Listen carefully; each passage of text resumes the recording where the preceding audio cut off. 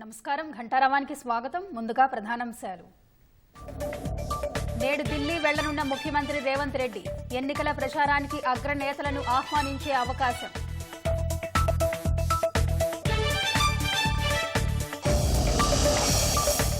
విచారణలు కొనసాగుతుండగా ఉత్తర్వులు అవసరం లేదు. కాళేశ్వరం ప్రాజెక్టుపై దాఖలైన పిటిషన్లపై హైకోర్టు స్పష్టీకరణ.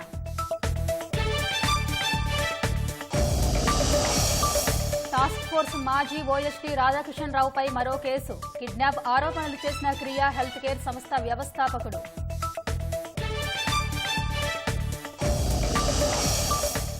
ఎన్డీఏ ప్రభుత్వ పాలన క్రేజ్ పెరుగుతోందన్న మోదీ. భారత్ చైనా సంబంధాలు ప్రపంచానికే కీలకమని వెల్లడి.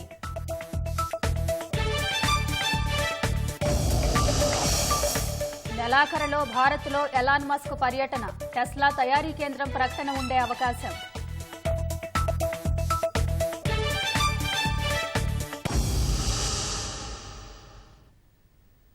ముఖ్యమంత్రి రేవంత్ రెడ్డి ఇవాళ ఢిల్లీ వెళ్లనున్నారు. కొన్ని ప్రైవేటు కార్యక్రమాల్లో పాల్గొనేందుకు సీఎం వెళుతున్నట్లు పార్టీ వర్గాలు వెల్లడించాయి. ఇవాళ మధ్యాహ్నం 12 గంటలకు సీఎంతో పాటు సిపిఆర్ఓ అయోధ్య రెడ్డి కూడా ఢిల్లీ వెళ్లనున్నారు. సీఎం రేవంత్ రెడ్డి కాంగ్రెస్ పెద్దలను కలిసే అవకాశం ఉందని పీసీసీ వర్గాలు చెబుతున్నాయి. రాష్ట్రంలో పార్లమెంట్ ఎన్నికల ప్రచారం ఊపందుకోనున్నందున రాష్ట్రంలో నిర్వహించనున్న ప్రచార సభల్లో పాల్గొనేందుకు ప్రియాంక, రాహుల్ ఖర్గేలను ఆహ్వానించే అవకాశం ఉన్నట్టు తెలుస్తోంది. నాయకుల మధ్య ఏకాభిప్రాయం కుదరక పెండింగ్ లో ఉన్న 3 పార్లమెంటు నియోజకవర్గాల అభ్యర్థుల ఎంపికపై కూడా కాంగ్రెస్ పెద్దలతో సీఎం చర్చించే అవకాశం ఉన్నట్టు తెలుస్తోంది.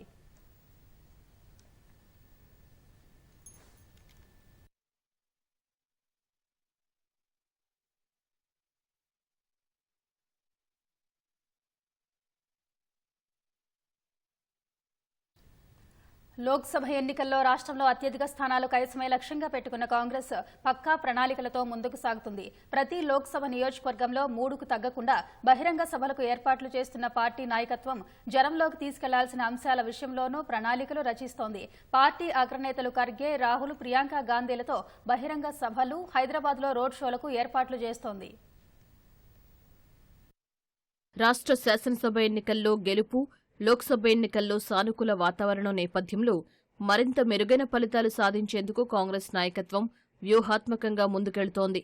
ఉగాది, రంజాన్ తర్వాత పూర్తిస్థాయిలో ప్రచార కార్యక్రమాలకు ఆ పార్టీ నేతలు ఏర్పాట్లు చేస్తున్నారు. ఇప్పటికే రాష్ట్రంలోని 17 పార్లమెంటు నియోజకవర్గాల పరిధిలోని 119 అసెంబ్లీ నియోజకవర్గాలకు సమన్వయకర్తలను నియమించింది.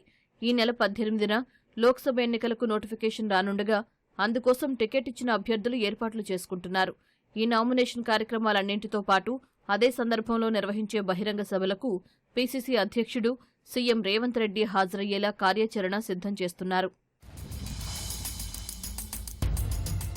రాష్ట్రంలో మొత్తం 17 లోక్సభ స్థానాలకు గాను అభ్యర్థుల ఎంపిక పూర్తయిన 14 నియోజకవర్గాల్లో ఈ నెల 12 నుంచి 18 వరకు వారం రోజుల పాటు సమావేశాలు జరపాలని సీఎం రేవంత్ రెడ్డి సూచించారు. బూత్ స్థాయి నుంచి మండల, నియోజకవర్గ స్థాయి వరకు నేతలను ఒకచోట సమావేశపరిచి పార్టీ విధి విధానాలు, మేనిఫెస్టోను ప్రజల్లోకి తీసుకెళ్లడం, రాష్ట్రంలో 100 రోజుల పాలన, ప్రత్యర్థి భాజపా భారాసాలను ఎదుర్కొనే అంశాలపై చర్చించాలని నిర్ణయించారు.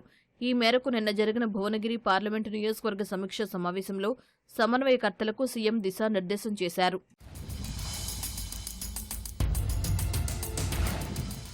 రాష్ట్రంలోని ప్రతి పార్లమెంటు నియోజకవర్గంలో కనీసం 3 బహిరంగ సభలు నిర్వహించేందుకు పీసీసీ ప్రణాళికలు సిద్ధం చేస్తోంది. 17 లోక్సభ స్థానాల్లో ఎక్కడెక్కడ పార్టీ బలహీనంగా ఉందో ఆయా అసెంబ్లీ నియోజకవర్గాల్లో ప్రత్యేకంగా బహిరంగ సభలు నిర్వహించాలని నేతలు యోచిస్తున్నారు.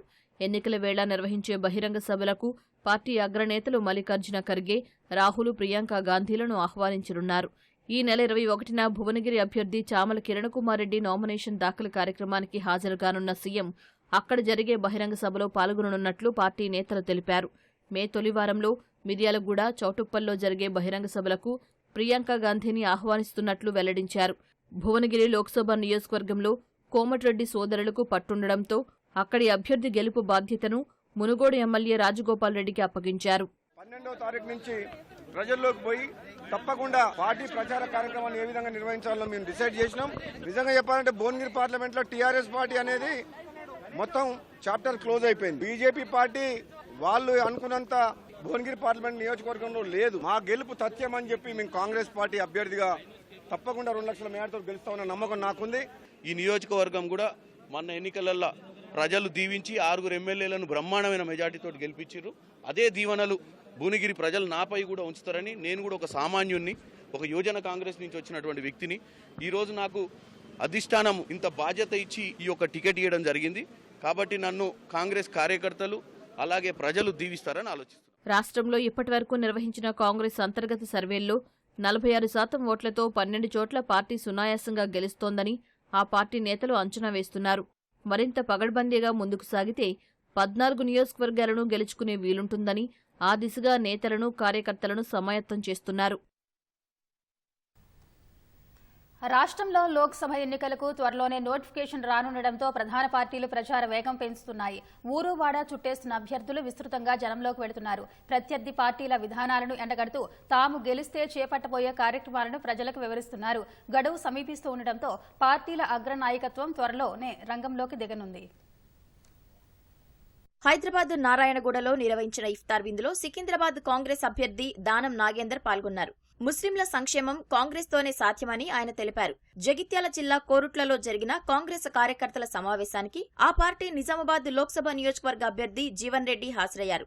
ఎన్నికల ప్రచారం ప్రజల్లోకి తీసుకెళ్లే అంశాలపై నాయకులకు దిశానిర్దేశం చేసిన ఆయన ఈ సందర్భంగా కాంగ్రెస్ లో చేరిన పలువురు భరాసా కార్పొరేటర్లను కండువా కప్పి ఆహ్వానించారు. వేల్పూర్ మండలం లాక్కోరాలో జరిగిన కాంగ్రెస్ కార్యకర్తల సమావేశానికి జీవన్ రెడ్డి హాజరయ్యారు. ఎంపీగా గెలిచిన ఏడాదిలోనే ముత్యంపేట బోధన్ చక్కెర కర్మాగారాలను తెరిపిస్తానని జీవన్ రెడ్డి తెలిపారు.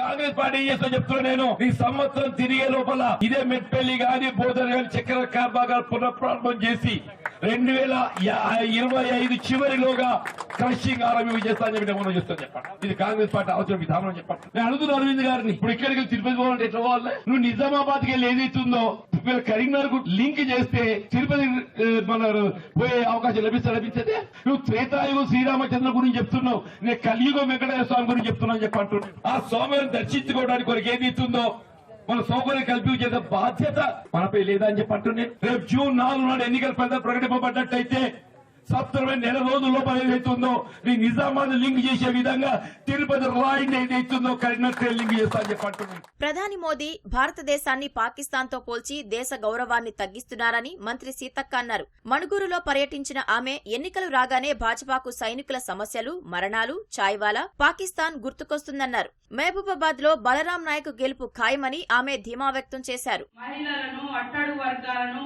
అందరినీ అణచివేసి ఒకే ఒక వర్గం మాత్రమే బాగుండాలనేటువంటి సిద్ధాంతాన్ని తీసుకొచ్చినటువంటి మనుధర్మ శాస్త్రాన్ని మళ్లీ ముందుకు తీసుకురానటువంటి కుట్రతో జరుగుతున్నటువంటి ఎన్నికలు. భారత రాజ్యాంగాన్ని మార్చాలనేటువంటి కుట్ర ఇంతకు ముందు కేసీఆర్ చేసింది. ఇప్పుడు మోడీ గారు అదే పనిగా పెట్టుకున్నాడు. కుల రాజకీయాలకు, మత రాజకీయాలకు అధికారం కోసం పాకిస్తాన్ తో భారతదేశం యొక్క ఔన్నత్యాన్ని పోల్చి మన దేశ గౌరవాన్ని తగ్గిస్తున్నారు మోడీ గారు.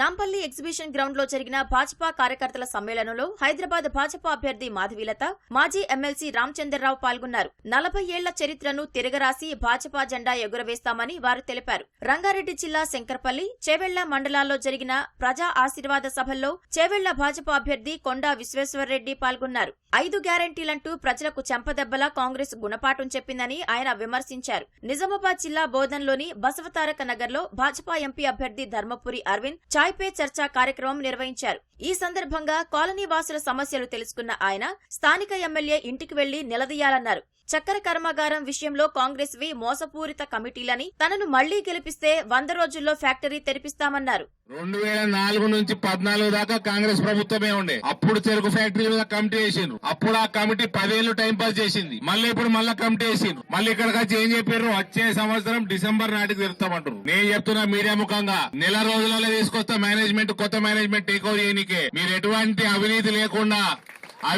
లేకుండా ఎక్స్ట్రా కమిషన్లు మింగకుండా ఉన్నట్టు సక్రమంగా వాల్యుయేషన్ చేసి అప్పయ్యప్పుడు దొంగలు కాంగ్రెస్ వాళ్ళు. హామీలు అమలు చేయలేకనే ఫోన్ ట్యాపింగ్ పేరుతో కాంగ్రెస్ కొత్త నాటకానికి తెరతీస్తుందని భారత నేత మాజీ మంత్రి జగదీష్ రెడ్డి విమర్శించారు. సూర్యాపేటలో జరిగిన నల్గొండ లోక్సభ నియోజకవర్గ ఎన్నికల సన్నాహక సమావేశానికి ఆయన హాజరయ్యారు. ఫోన్ ట్యాపింగ్ పై ఒక్క బాధితుడు ఇప్పటి వరకు బయటకు రాలేదన్నారు.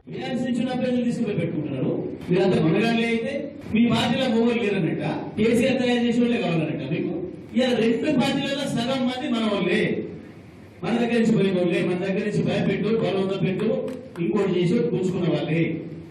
దీన్ని బట్టి అర్థమవుతుంది ఈ రాష్ట్రంలో ఇప్పటికీ కూడా తిరుగులేని నాయకుడు కేసీఆర్, ప్రజల నాయకుడు కేసీఆర్ బిడ్డలే ఉన్నారు తప్ప ఇంకొక పార్టీ బిడ్డలు లేదు. కొట్టుడు కొడితే పత్రాలు కూడా పోయింది కదా, తెలంగాణ నుంచి అడ్రస్ కూడా పోయింది కదా చంద్రబాబు నాయుడు బాస్. మల్కాజ్గిరి స్వతంత్ర అభ్యర్థి పెండ్యాల శేషసాయి వరప్రసాద్ ప్రచార వాహనాలను ప్రారంభించారు. పెద్దపల్లి పార్లమెంటు నియోజకవర్గంలో కాంగ్రెస్ జెండా రెప్రబలాడించేందుకు స్థానిక నేతలు ఏకతాటిపైకి వచ్చారు. మంత్రి శ్రీధర్ బాబు, స్థానిక శాసనసభ్యులు అసంతృప్తిగా ఉన్నారనే ప్రచారానికి తెరదించారు. విభేదాలను పక్కన పెట్టి పార్టీ అభ్యర్థి గడ్డం వంశీకృష్ణను భారీ మెజార్టీతో గెలిపిస్తామని ప్రతినబూనారు. నాయకుల మధ్య భేదాభిప్రాయాలు సమసిపోవడంతో కాంగ్రెస్ శ్రేణులు కథనోత్సాహంతో క్షేత్రస్థాయిలో కదులుతున్నాయి. పెద్దపల్లి ఎస్సీ రిజర్వ్డ్ స్థానం టికెట్ కోసం భారీ పోటీ నెలకొనగా కాంగ్రెస్ అధిష్టానం గడ్డం వంశీకృష్ణకు అవకాశం కల్పించింది. ఈ నియోజకవర్గ పరిధిలోనే వంశీకృష్ణ తండ్రి వివేక్, పెదనాన్న వినోద్ ఎమ్మెల్యేలుగా ఉన్నారు. అభ్యర్థి ఎంపికపై మంత్రి శ్రీధర్ బాబు మిగతా ఎమ్మెల్యేలకు అసంతృప్తితో ఉన్నారని, అందుకే అంటీముట్టనట్లుగా ఉంటున్నారనే ప్రచారం జరిగింది. ఈ క్రమంలో వంశీకృష్ణకు ఎమ్మెల్యేలు సహకరిస్తారా అనే అనుమానాలు రేకెత్తాయి. కుమారుడి గెలుపు కోసం రంగంలోకి దిగిన వివేక్ పరిస్థితిని చక్కదిద్దారు. మంత్రి శ్రీధర్ బాబు సహా ఎమ్మెల్యేలతో మంత్రాలు జరిపి ఏకతాటిపైకి తెచ్చారు. ఇటీవల హైదరాబాద్ లోని ఎమ్మెల్యే ప్రేమ్ సాగర్ రావు నివాసంలో సమావేశమైన నేతలు ఐక్యత చాటారు. మా నాయకత్వం మమ్మకు చెప్పగానే మాకు చిన్న చిన్న అంశాలు ఉన్నప్పటికీ ఈరోజు సోదరుడు మా వివేక్ గారి కొడుకు వంశీ గారిని ఖచ్చితంగా ఒక మంచి నాయకుడిగా తీర్చిదిద్దాలి, మంచి ఆలోచనలతో పోవాలని, నేనేదో చేయాలని తపనతో తృష్ణతో ఉన్న వంశీని మీ ముందడ పెడతా ఉన్న తరుణంలో మీ అందరూ ఆశీర్వాదం ఇవ్వాలని కోరటానికి మేమందరం కూడా ఏకతాటిపై మిమ్మల్ని కోరుతా ఉన్నాం. వంశీకృష్ణ గారిని అందరం 7 శాసనసభ్యులు, 6 శాసనసభ్యుల మంత్రి గారు కలిసి బలపరిచి ఖచ్చితంగా పెద్ద ఎత్తున పెద్ద మెజార్టీతో గెలిపించడానికి సిద్ధమైనాం. ఖచ్చితంగా శ్రీధర్బాబు గారి నాయకత్వంలో ఈ పెద్దపల్లి నియోజకవర్గంలో నాకు తెలిసి రాష్ట్రంలో అత్యధిక మెజార్టీ, నెంబర్ 1 మెజార్టీ ఇస్తే పెద్దపల్లి వస్తాను ఒక నమ్మకం అవుతుంది మాకు. తన తండ్రి వెంకటస్వామి సొంత నియోజకవర్గం కావడం, కుమారుడు వంశీకృష్ణను తొలి ఎన్నికల్లోనే గెలిపించాలనే తపనతో వివేక్ చేసిన ప్రయత్నాలు కొలిక్కి వచ్చాయి. వంశీకృష్ణ గెలుపు కోసం తామంతా కలిసి పనిచేస్తామంటూ పార్లమెంటు నియోజకవర్గ బాధ్యుడు మంత్రి దుద్దిళ్ల శ్రీధర్ బాబుతో పాటు మిగతా నేతలు ప్రకటించడం కాంగ్రెస్ శ్రేణుల్లో ఉత్సాహం నింపింది. ముఖ్య నాయకులంతా ఏకతాటిపైకి రావడంతో సమరోత్సాహంతో ప్రచారంపై దృష్టి పెట్టారు.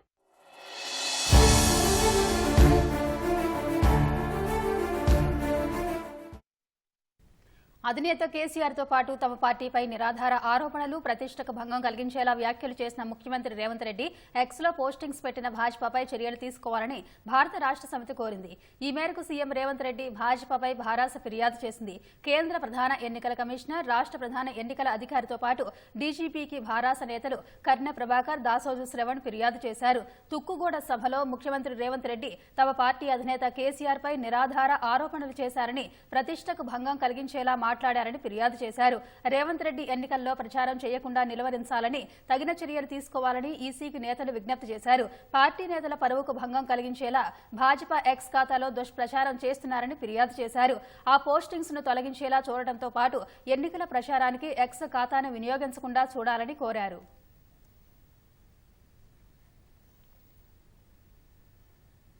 కాళేశ్వరం ప్రాజెక్టు నిర్మాణం వ్యవహారంపై ఎన్డీఎస్ఏ విజిలెన్స్ న్యాయ విచారణ నేపథ్యంలో ప్రస్తుతం ఎలాంటి ఉత్తర్వులు అవసరం లేదని హైకోర్టు స్పష్టం చేసింది. కాళేశ్వరంపై దాఖలైన అన్ని పిటిషన్లపై వేసవి సెలవుల తర్వాత చేపడతామని స్పష్టం చేసింది. కాళేశ్వరం ప్రాజెక్టు నిర్మాణ వ్యవహారంపై ప్రజాశాంతి పార్టీ అధ్యక్షుడు కేఏ పాల్, న్యాయవాది బి రామ్మోహన్ రెడ్డి, వ్యక్తిగత హోదాలో ప్రొఫెసర్ కోదండరామరెడ్డి, న్యాయవాది విశ్వనాథరెడ్డి వేర్వేరుగా దాఖలు చేసిన ప్రజా ప్రయోజన వ్యాజ్యాలపై CJ justice Alok Aradhe, justice J Anil కుమార్లతో కూడిన ధర్మాసనం విచారణ చేపట్టింది. కాగ్ రిపోర్ట్ ఆధారంగా పిటిషన్ దాఖలు చేసినట్టు కేఏ పాల్ తెలిపారు. భారీ అవినీతితో 2 లక్షల కోట్ల రూపాయల భారం ప్రజలపై పడిందని, సీబీఐ దర్యాప్తు ప్రారంభించేలా ఆదేశాలివ్వాలని కోరారు. ధర్మాసనం జోక్యం చేసుకుంటూ ఉత్తర్వులు ఇవ్వడానికి తమ అనుమతి అవసరం లేదని, వాదనలు మాత్రమే వినిపించాలని సూచించింది. జస్టిస్ పీసీ ఘోష్ విచారణ కమిషన్ ఏర్పాటు చేసినట్లు ధర్మాసనానికి ఏజీ తెలిపారు. ఇరుపక్షాల వాదనలు విన్న ధర్మాసనం ప్రస్తుత పరిస్థితుల్లో ఈ పిటిషన్లలో ఎలాంటి ఉత్తర్వులు అవసరం లేదని స్పష్టం చేసింది. విచారణను వేసవి సెలవుల తర్వాత వాయిదా వేస్తూ ఉత్తర్వులు జారీ చేసింది.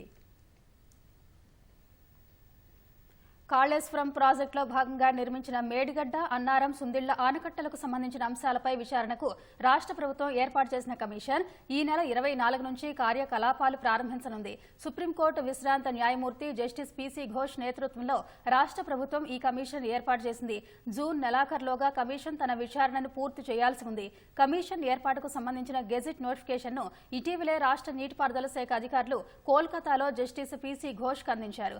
ఈ నెల 24న పీసీ ఘోష్ హైదరాబాద్ రానుండగా విచారణ కమిషన్ కార్యాలయాన్ని బోర్గుల రామకృష్ణారావు భవనంలోని 8వ అంతస్తులో ఏర్పాటు చేశారు. అవసరమైన సిబ్బందిని కూడా ఇప్పటికే సిద్ధం చేశారు. జస్టిస్ పీసీ ఘోష్ విడిది కోసం దిల్కుషా అతిథి గృహాన్ని కేటాయించే అవకాశం ఉంది. 24వ తేదీన హైదరాబాద్ వచ్చిన తర్వాత నీటిపారుదల శాఖ అధికారులు ఈఎన్సీలతో జస్టిస్ పీసీ ఘోష్ సమావేశం కానున్నారు. అవసరమైన ఏర్పాట్లు పూర్తి చేయాలని, తగిన సమాచారం, వివరాలను సిద్ధంగా ఉంచాలని రాహుల్ బొత్స ఆదేశించారు. ప్రపంచ శాంతిని, ప్రజల శ్రేయస్సును కాంక్షించే పవిత్ర రంజాన్ పండుగ సందర్భంగా గవర్నర్ సిపి రాధాకృష్ణన్ ఈద్ ఉల్ ఫితర్ శుభాకాంక్షలు తెలిపారు. మానవ సేవ అత్యున్నతమైనదని చాటి చెప్పే రంజాన్ పండుగ లౌకికవాదానికి, మత సామరస్యానికి ప్రతీకగా నిలుస్తుందని సీఎం రేవంత్ రెడ్డి అన్నారు. ముస్లిం సోదరులకు ఆయన రంజాన్ శుభాకాంక్షలు తెలిపారు. ఉప ముఖ్యమంత్రితో పాటు మంత్రులు తదితరులు శుభాకాంక్షలు తెలిపారు. రాష్ట్రంలోని ముస్లిం సోదరులకు మాజీ ముఖ్యమంత్రి కేసీఆర్ శుభాకాంక్షలు తెలిపారు. ఆనందంగా రంజాన్ జరుపుకోవాలని హరీష్ సహా పలువురు రాజకీయ ప్రముఖులు ఆకాంక్షించారు. టాస్క్ ఫోర్స్ మాజీ ఓఎస్టీ రాధాకృష్ణరావుపై మరో కేసు నమోదైంది. తనను కిడ్నాప్ చేసి క్రియా హెల్త్ కేర్ సంస్థలో కోట్ల రూపాయల విలువైన షేర్లను 4 డైరెక్టర్ల పేర్ల మీదకు బలవంతంగా బదిలీ చేయించారని ఆ సంస్థ వ్యవస్థాపకుడు చెన్నుపాటి వేణుమాధవ్ తాజాగా ఫిర్యాదు చేశారు. ఈ మేరకు కేసు నమోదు చేసిన జూబ్లీహిల్స్ పోలీసులు రాధాకృష్ణరావుతో పాటు మరికొందరి పేర్లను ఎఫ్ఐఆర్లో చేర్చి దర్యాప్తు చేస్తున్నారు. హైదరాబాద్కు చెందిన చెన్నుపాటి వేణుమాధవ్ హార్వర్డ్ యూనివర్సిటీలో ఎంబీఏ పూర్తి చేసి ప్రపంచ బ్యాంకులో పనిచేశారు. భారత్కు తిరిగొచ్చి 2011లో క్రియా హెల్త్ కేర్ సంస్థను ప్రారంభించారు. ఆంధ్రప్రదేశ్లో పట్టణ ఆరోగ్య కేంద్రాలు, ఖమ్మం జిల్లాలో టెలిమెడిసిన్, జాతీయ రహదారి అత్యవసర వాహనాల సేవలు అందించే ఈ సంస్థ మొత్తం 250 కోట్ల రూపాయల విలువైన ప్రాజెక్టులు చేపట్టింది. ఈ సంస్థలో 2 శాశ్వత డైరెక్టర్లుగా వేణు, బాలాజీ, 4 తాత్కాలిక డైరెక్టర్లుగా గోపాల్, రాజ్, నవీన్, రవి ఉన్నారు. సంస్థకు బాలాజీ సీఈఓగా వ్యవహరిస్తున్నారు. 2016-17 నాటికి సంస్థలో వేణు 60, బాలాజీకి 20, గోపాల్కు 10, రాజ్కు 10% వాటాలున్నాయి. 2018లో 4 తాత్కాలిక డైరెక్టర్లైన గోపాల్, రాజ్, నవీన్, రవి కలిసి వేణు పేరిట ఉన్న 60% షేర్లను తక్కువ ధరకు విక్రయించాలని, సంస్థను పూర్తిగా తామే నడిపించుకుంటామని ఒత్తిడి చేశారు. ఇదే సమయంలో గోల్డ్ షిప్ అబోడే ప్రైవేట్ లిమిటెడ్ సంస్థ సీఈఓ చంద్రశేఖర్ వేగే పరిచయమయ్యారు. తాత్కాలిక డైరెక్టర్లు షేర్లు విక్రయించాలంటూ ఒత్తిడి తెస్తున్న విషయాన్ని వేణు అతనితో ప్రస్తావించారు. క్రియ సంస్థలో తాను షేర్ హోల్డర్గా మారితే 4 తాత్కాలిక డైరెక్టర్లతో బేరసారాలు నడిపేందుకు అవకాశం ఉంటుందని చంద్రశేఖర్ వేగే వేణుకు చెప్పాడు. ఇందుకు అంగీకరించిన వేణుమాధవ్ మొత్తం 40 కోట్ల విలువ చేసే 4 లక్షల షేర్లను చంద్రశేఖర్ పేరిట బదిలీ చేశారు. ఆ తర్వాత చంద్రశేఖర్ ప్లేటు ఫిరాయించి తాత్కాలిక డైరెక్టర్లతో కుమ్మక్కైనట్లు ఫిర్యాదులో వేణుమాధవ్ పేర్కొన్నాడు.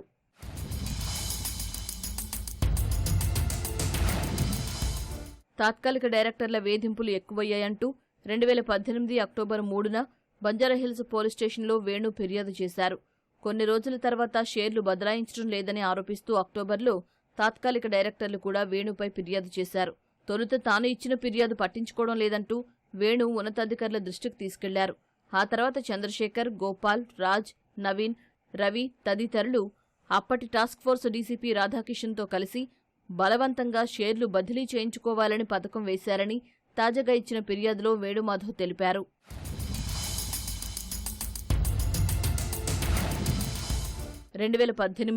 నవంబర్ 22న ఉదయం ఖాజీగూడ వద్ద ద్విచక్ర వాహనాలపై వచ్చిన 3 వ్యక్తులు తనను అడ్డగించి తాము టాస్క్ ఫోర్స్ పోలీసులమని దాడి చేశారని వేణుమాధవ్ ఫిర్యాదులో వివరించారు.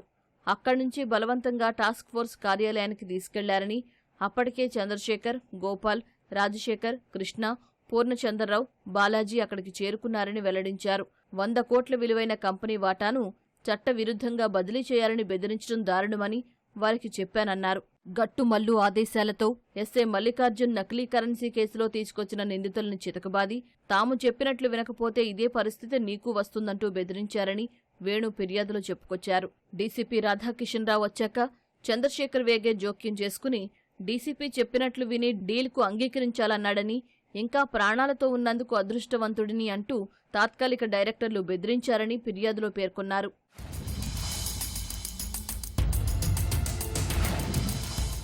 అదే సమయంలో రాధాకిషన్ రావు ఆదేశాలతో వేణుకు ఫోన్ ఇవ్వడంతో తన లాయర్ శ్రీనివాస్, స్నేహితుడైన లహరి రిసార్ట్ యజమాని సంజయ్కి వేణు ఫోన్ చేశారు. తానే కిడ్నాప్ అయినట్లు సమాచారమిచ్చారు. సంజయ్ డీజీపీ కార్యాలయానికి వెళ్లి సమాచారమిచ్చాడు. డీజీపీ ఆఫీస్ నుంచి ఇన్స్పెక్టర్ గట్టు మల్లుకు ఫోన్ రాగా రాధాకిషన్ రావు మాట్లాడి తనకు పై స్థాయి నుంచి ఆదేశాలు వచ్చాయని వదిలివ్వడంతో వారు మెన్నకుండిపోయారని వేణు ఫిర్యాదులో పేర్కొన్నారు. బయట నుంచి ఎలాంటి సహకారం ఉండదని, ఒప్పందం చేసుకోవడానికి సిద్ధంగా ఉండాలని రాధాకిషన్ రావు సూచించాడన్న వేణు, ఒప్పందం చేసుకోకపోతే తప్పుడు ఆరోపణలతో మరిన్ని కేసులు పెట్టిస్తామని తాత్కాలిక డైరెక్టర్లు బెదిరించారన్నారు. తుపాకులు, కర్రలతో బెదిరిస్తూ షేర్లు బదలాయింపు ఒప్పందంపై బలవంతంగా తనతో సంతకం చేయించి వదిలేశారని వేణు ఫిర్యాదులో తెలిపారు. ఈ విషయంపై మీడియా, కోర్టులు ఇతరులకు సమాచారమిస్తే చావు ఎదుర్కోవాల్సి వస్తుందని రాధాకిషన్ రావు బెదిరించాడని వేణు వెల్లడించారు.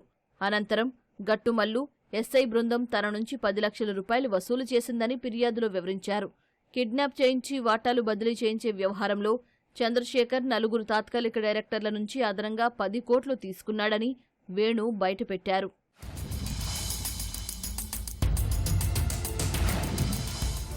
ఇటీవల రాధాకిషన్ రావు అరెస్టు విషయం తెలుసుకుని ఈ వ్యవహారంపై ఫిర్యాదు చేస్తున్నట్లు వేణుమాధవ్ ఫిర్యాదులో తెలిపారు. ఈ మేరకు కేసు నమోదు చేసిన జూబ్లీహిల్స్ పోలీసులు రాధాకిషన్ రావుతో పాటు టాస్క్ ఫోర్స్ ఇన్స్పెక్టర్లు గట్టుమల్లు, మల్లికార్జున్ సహా చంద్రశేఖర్ వేగే, కృష్ణ, గోపాల్, రాజ్, రవి, బాలాజీ తదితరుల పేర్లను ఎఫ్ఐఆర్లో చేర్చి దర్యాప్తు చేస్తున్నారు.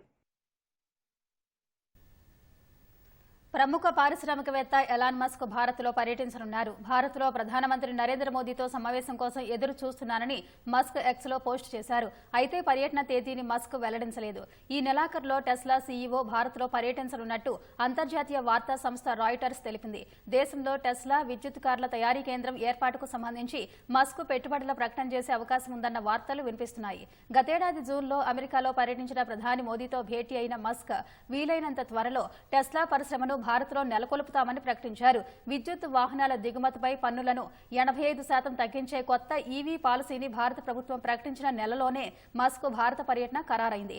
ఈ పాలసీ ప్రకారం ప్యాసింజర్ కార్లను తయారు చేసే ఈవీ సంస్థలు కనిష్టంగా 29 లక్షల రూపాయల ధర ఉన్న వాహనాలపై 85% తగ్గించిన దిగుమతి సుంకంతో పరిమిత సంఖ్యలో 5 ఏళ్ల పాటు యూనిట్లను దిగుమతి చేసుకోవచ్చు.